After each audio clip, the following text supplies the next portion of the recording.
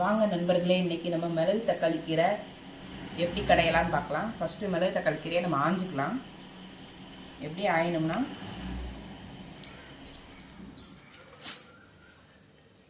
மிளகு தக்காளி கீரையில் இந்த கீரை மட்டும்தான் எடுக்கணும், தண்டெல்லாம் போட வேண்டியதில்லை. ரொம்ப மெல்லிசான தண்டாக இருந்தால் மட்டும் போடணும், மற்றபடி போட வேண்டாம். இந்த மாதிரி கீரை மட்டும்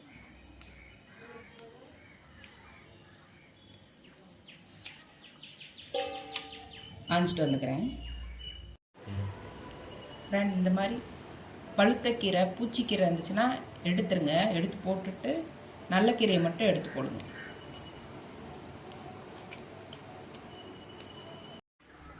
நண்பர்களே, வெங்காயத்தை இப்படி எடுத்து வெட்டி வச்சுக்கோங்க.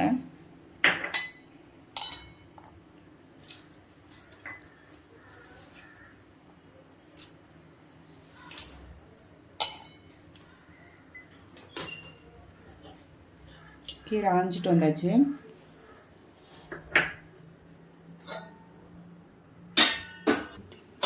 பாசிப்பருப்பு 100 எடுத்துக்கலாம்.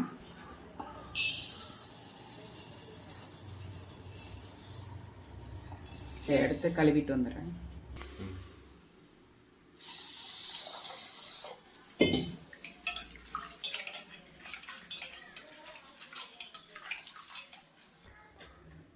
கீரை நல்லா கழுவிக்கலாம் நண்பர்களே.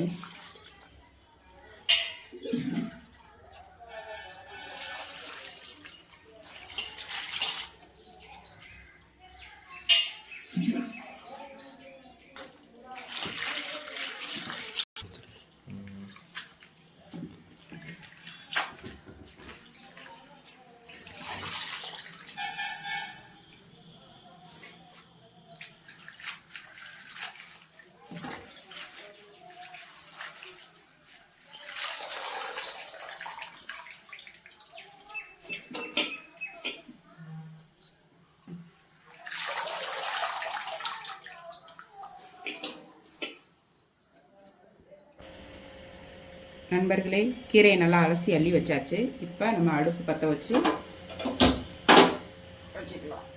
வச்சுட்டு இப்போ நம்ம 100 பருப்பு எடுத்துருக்கோம், போட்டுருவோம்.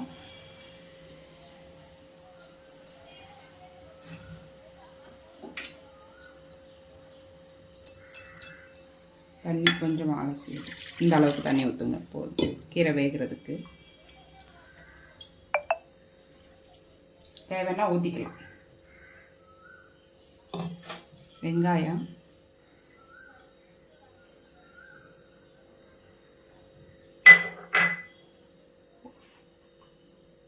ஒன்றரை ஸ்பூன் அளவுக்கு ஜீரகம்,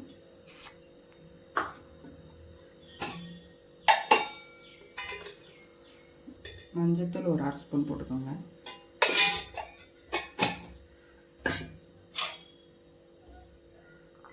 வெள்ளைப்பூடு, ஒரு பூண்டு எடுத்து அப்படியே உரித்து வச்சுருக்கேன், போட்டுக்கோங்க.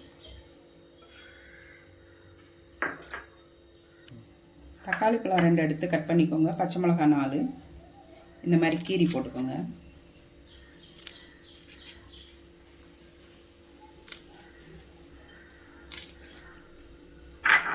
தக்காளி பழம் கட் பண்ணிக்குவோம்.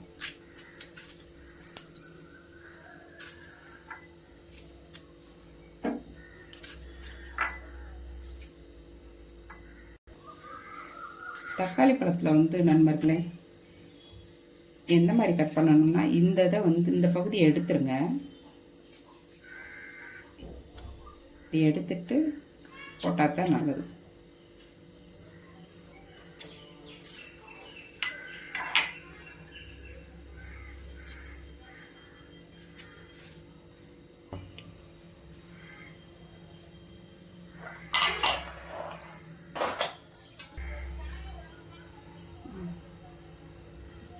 நண்பர்களே, இன்னும் கொஞ்சம் நம்ம தண்ணி ஊற்றிக்கலாம் கீரை வேகிறதுக்கு.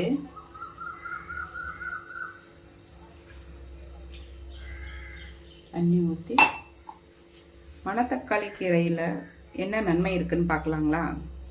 மணத்தக்காளி கீரை உடலுக்கு குளிர்ச்சி தரக்கூடியது மற்றும் இது வயிற்றுப்புண், வாய்ப்புண் ஆத்துதுங்க. செரிமான கோளாறுகளை சரி செய்யுது. வேகட்டும் நண்பர்களே. அப்போ பொங்கும், பருப்பு போட்டிருக்கனால நம்ம பார்த்துக்கிறணும்.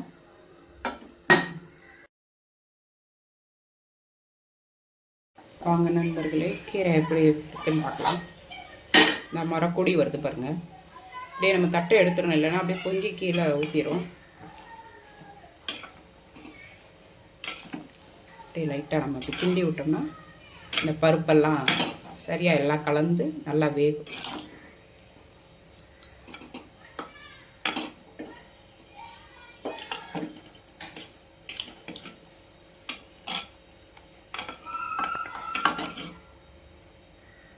வேகட்டும்.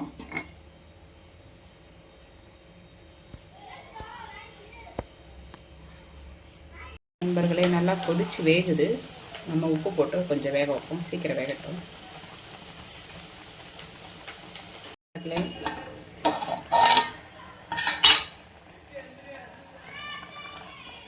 கீரை நல்லா வெந்துருச்சு, பருப்பும் வெந்துருச்சு.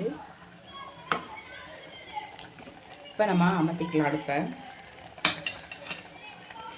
அமர்த்திட்டு இந்த அளவுக்கு புளி போட்டு அப்படியே அந்த சூட்டோட கடைஞ்சிடணும். வாங்க கடையலாம். இந்த மாதிரி நீங்கள் கனமான துணி மேட்டு இல்லைன்னா துணி கீழே வச்சுக்கோங்க. வச்சுட்டு இப்படி கடைங்க, மெதுவாக கடைங்க.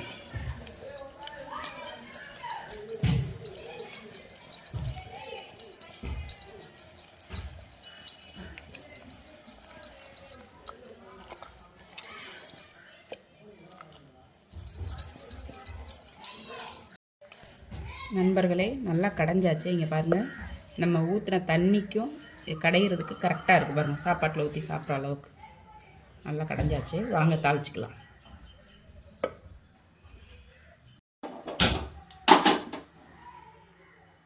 தாளிச்சிக்கலாம் நண்பர்களே. சட்டி நல்லா காயட்டும்.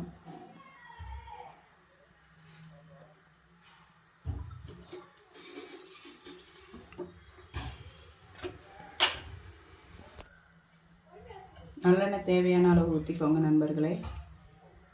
செக்கில் ஆட்டின நல்லெண்ணெய்.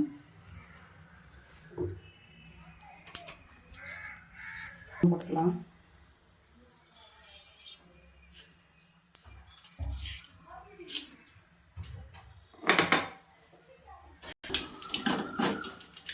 நல்லா வெடிச்சிருச்சு.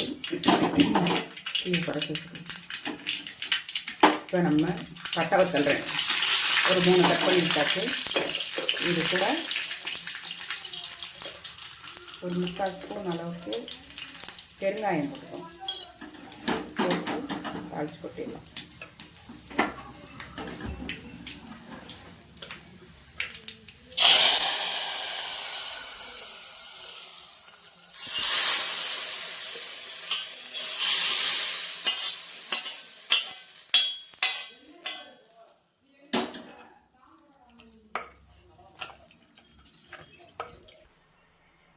நண்பர்களே, மிளகு தக்காளி கீரை இன்னும் சில நன்மைகள் இருக்குது.